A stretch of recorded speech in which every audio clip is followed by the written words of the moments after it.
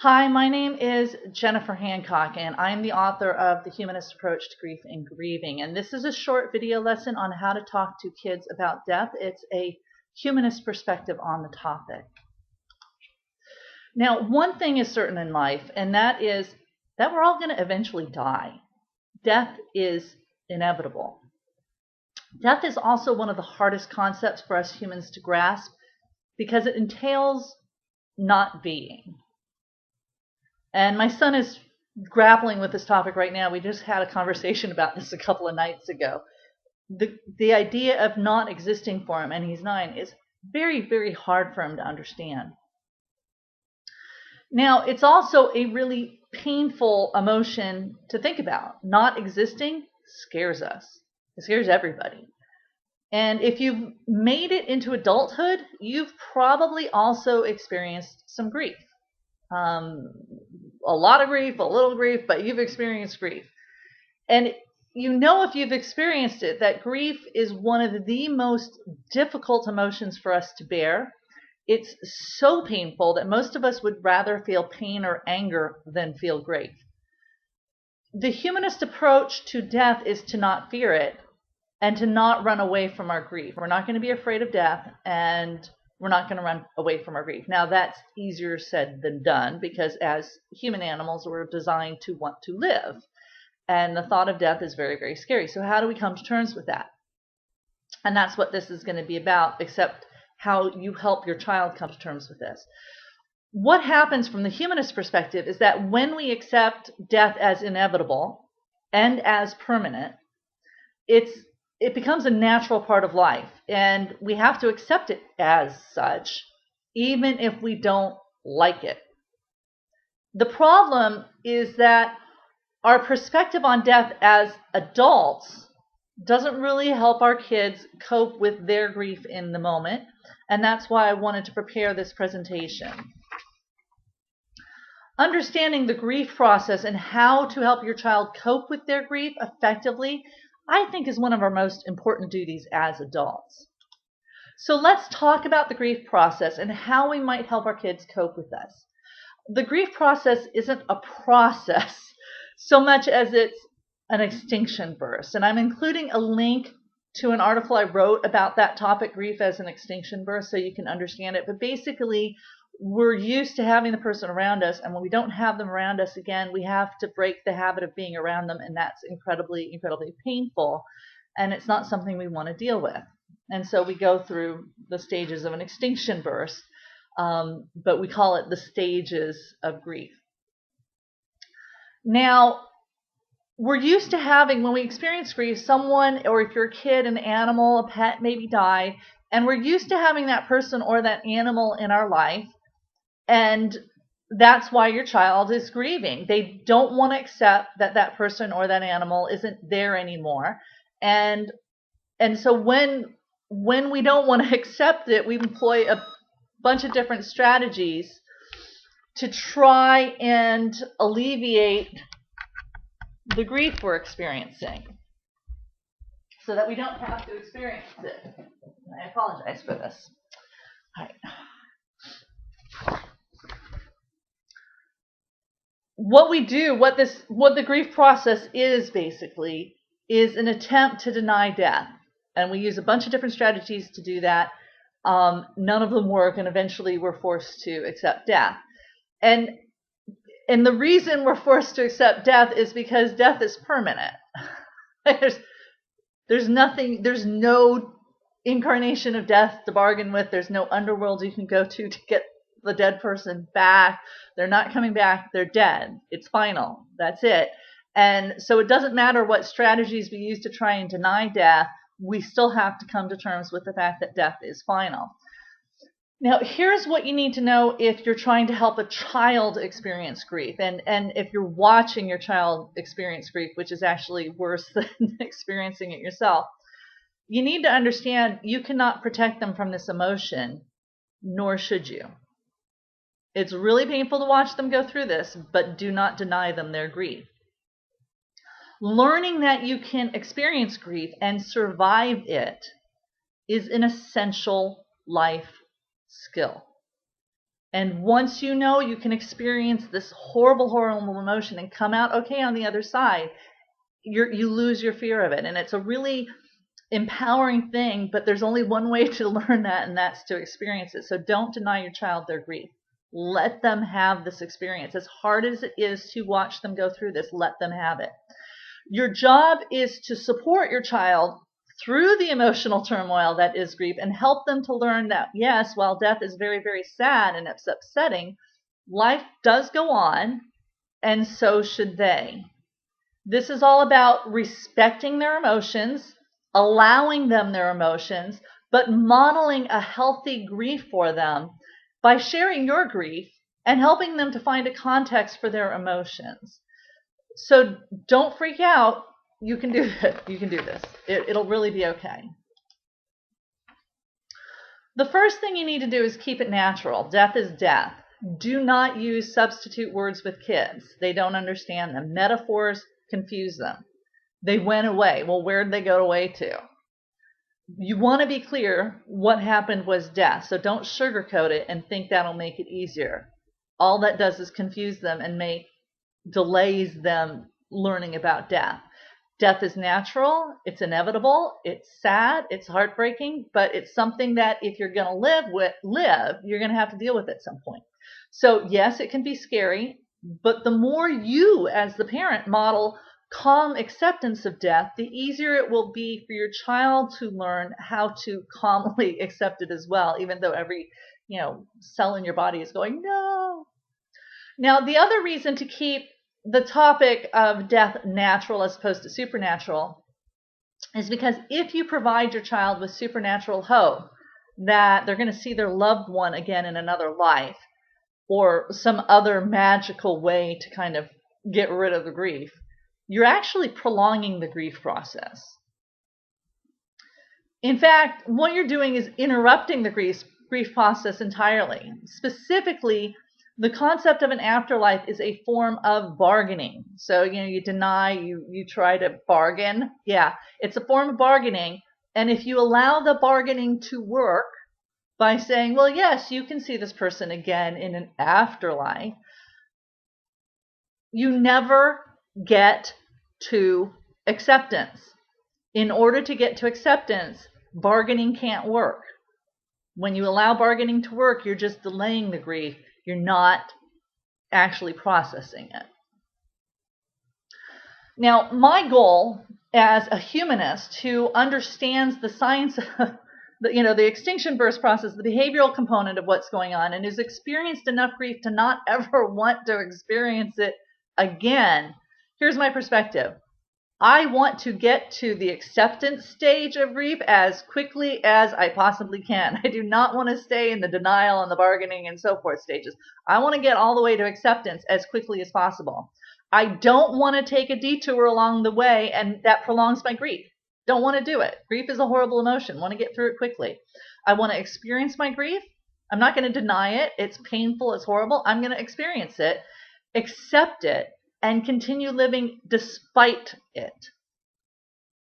Bargaining death away, trying to make it not real, isn't reality-based, and it prevents me from getting to acceptance, and it prevents your child from getting to acceptance too. So do not do that to them. Just don't. Now, this isn't so hard when it's a relative like a grandpa or grandma or someone like that, because there's no way to replace them. Bargaining simply is not going to work with them. But it's very tempting when you have a pet that's died and your child is grieving that pet. Do not go out and replace that pet right away as a way to make your child feel better. Just don't. What that is doing is letting them win at death. It's a bargain. It's, oh, well, you don't have to grieve this pet because we're going to place the other one. Well, that's kind of denies them the grief over the pet that just died. You're saying you don't need to grieve about a pet because it's just a pet. That kind of minimizes the emotional experience they're having. But it also tells them that they can cheat death by bargaining with it. And you don't want them to learn that, because death is permanent. You cannot bargain with death. While it is very hard to watch a child grieve, make sure that they finish the grief process before you replace the family pet. Okay? Now, as your child experiences grief, they're going to bargain with you. They're going to deny. They're going to get frustrated. My son wanted our cat to reincarnate. He wanted us to get another cat that looked exactly like the one we just lost. And for all of these things, we said, no, it doesn't work like this. This cat is dead. We cannot replace this cat. We're not going to replace this cat. You just have to accept that the cat is dead. And that sounds like really, really harsh. But it actually worked to get him through this very, very quickly because we did not allow him to deny death or anything. Yeah, he got frustrated. He cried a lot, but that's okay. Those are just emotions, and we can respect that emotion. That was the right emotion for him to experience in that period of time.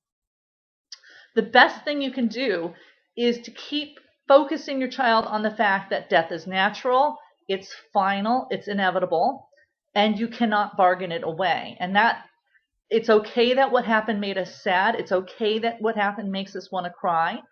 That's okay. What other emotions are you going to experience when you're grieving? Of course you're going to cry. We just have to accept that the death is final and accept it. That's the end all of the grief process. When they get to the point that they're sad and they're letting their tears flow, that's actually good. That's how grief is supposed to feel. All right? That's what accepting death feels like. It feels sad. It's scary.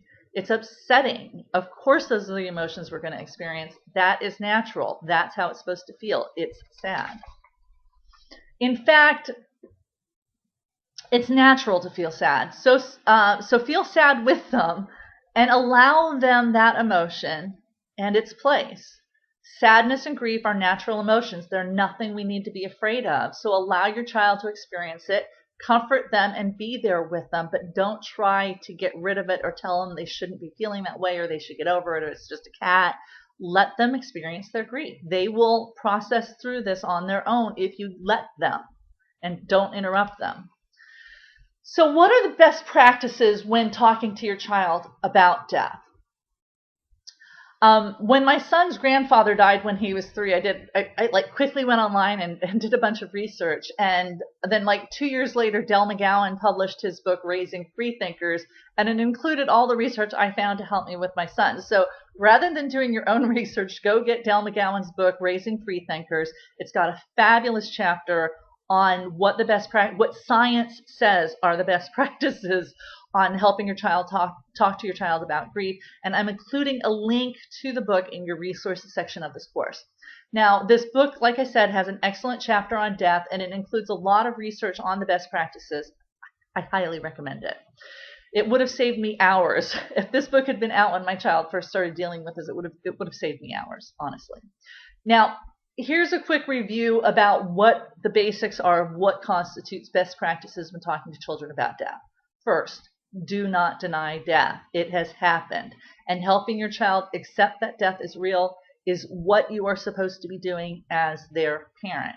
As painful as that is, that's what you need to do. Don't cheat your child out of their grief. Allow them to experience these very upsetting emotions. Allow them to experience. They need to learn that they can experience these emotions and be okay. As horrid as those emotions are, they're temporary. They're going to experience them and then they're going to move on to other things because they're kids. That's what they do. If you take grief away from them, you deny them that learning experience. They will survive this, so will you. It'll be painful in the meantime. That's okay. It's death. It's supposed to be emotionally painful. Just experience it for what it is. Don't freak out. You guys will be fine. Yes, it's painful, but you and your child will be fine once the grief process is over. You just have to let the grief process play out. Use the correct terms. Do not use metaphors. Kids find them confusing. Use the word death. Don't be afraid to use the word death. Don't be afraid to talk about death. And your child will learn it's okay to talk to you about death and to talk to you about their fears about death and their concerns and their emotions regarding it. And that's what you want. You want your child to feel comfortable talking to you things. But if you keep shutting them down every time they want to talk about death, they're going to learn not to come to you because you won't talk to them about important subjects. And there is no more important subject than death. So Talk to them about it when they want to talk to it. Don't force them to talk about it, but when they want to talk about it, talk to them about it honestly and openly and help them with it. Feel sad with them. It's okay for you to grieve too. In fact, it will help your child feel less alone in their grief if you let them know you're grieving too, that you feel sad as well. I tell my son all the time, it's okay to feel sad in these situations. I do too. And no, that isn't an emotion we have to get rid of. Grief is not an emotion we have to get rid of. You just have to experience it. And when your body is done experiencing it, it'll feel something else. It's okay to be sad from time to time. You do not have to be happy all the time. No one is happy all the time. Learning that you can be sad and that that's okay and that you will eventually be happy again is a very important thing for kids to learn. Finally, I really feel strongly about this, that we should be modeling calm grief. The more you freak out, the more your child's going to freak out. When you talk to them about sadness, be calm and respectful. If you want to cry, cry. That's okay. Just don't model angry grief for them, and don't push them away in your anger and your grief. And yeah, anger and grief come with grief, but try not to express that to your child, because you want them to accept their grief and not get angry about it. And your child needs you to be there for them as well. So do your best to be calm about this. When I think about this last item, modeling calm, I find for me it helps me to keep my goal in mind as to what I want the learning experience for my son to be. And that is that I want him to accept death as real and as permanent, and that feeling the emotions of grief is not a big deal. And the more calm I am with him through this, the easier it is for him to understand that grief, while a horrible experience emotionally, is not a big deal. Everybody experiences. Now, as he comes to me with his feelings, I acknowledge them, I respect them calmly, and we talk about it. For me, calmness about the topic of death is what acceptance of death looks and feels like. And when he sees it, for me, modeling that I'm okay with death. I'm not happy about it. I'm upset by it. I'm saddened by it. I grieve because of it. But that ultimately I'm okay with it because it's inevitable. And that it's a natural part of life, not anything he needs to freak out about. He learns that that's how you deal with death. You just accept it. It's real. It's inevitable. It's natural. And it feels horrible. But what are you going to do? You don't freak out, you just accept it, feel bad, maybe cry, and then you keep on living.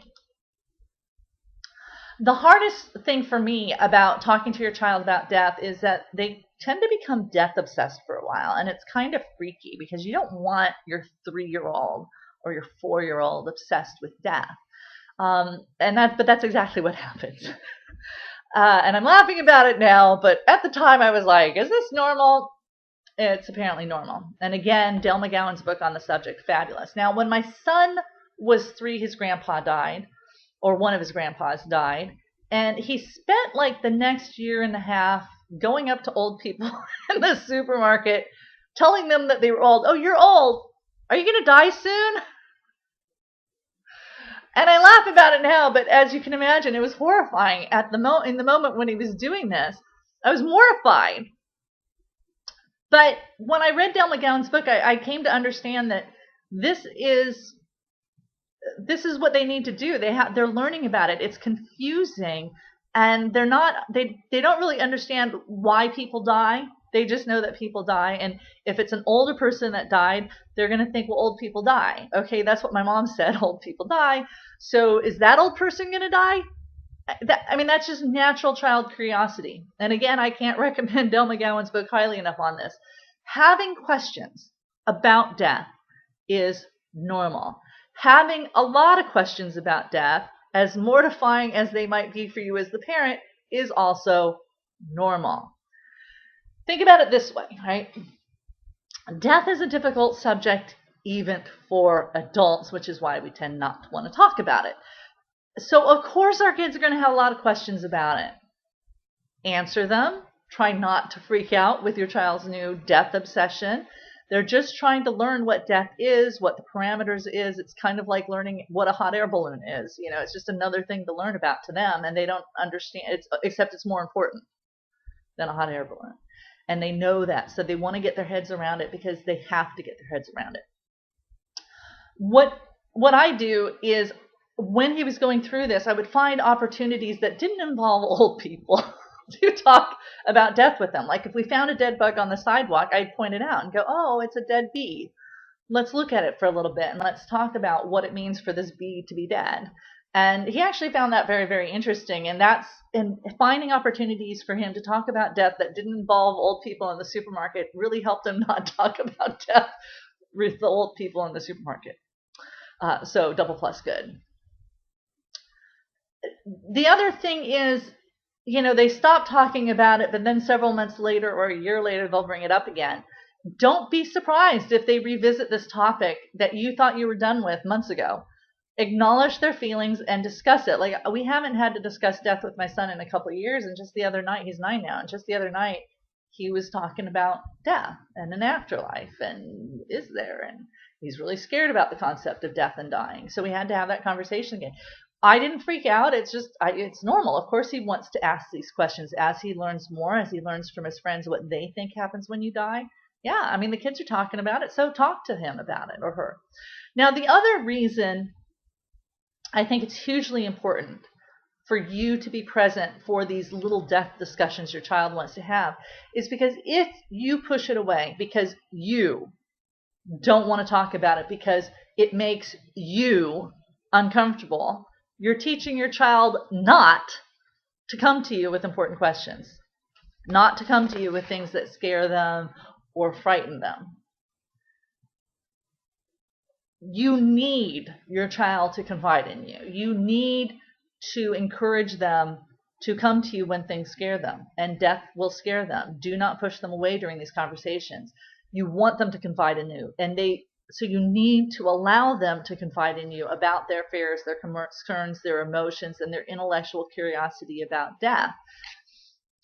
And what you're going to find is that as you have these little conversations and you convince yourself it's okay to have these little conversations about death as they come up, the more you talk about it with your child, the less anxious you and your child is going to become as you do this. So I don't want to say it's a fake it till you make it sort of thing, but it's kind of a fake it till you make it sort of thing, because when your first child has this death obsession, you're like, is there something wrong with him? No, it's perfectly normal. Thanks for listening. Again, I'm Jennifer Hancock. I'm the author of the book, The Humanist Approach to Grief and Grieving. I'm also the founder of Humanist Learning Systems, and I encourage you to consider checking out our other parenting programs at the website. And again, I've got a link, and I've got links to the books for you if you're interested in getting them.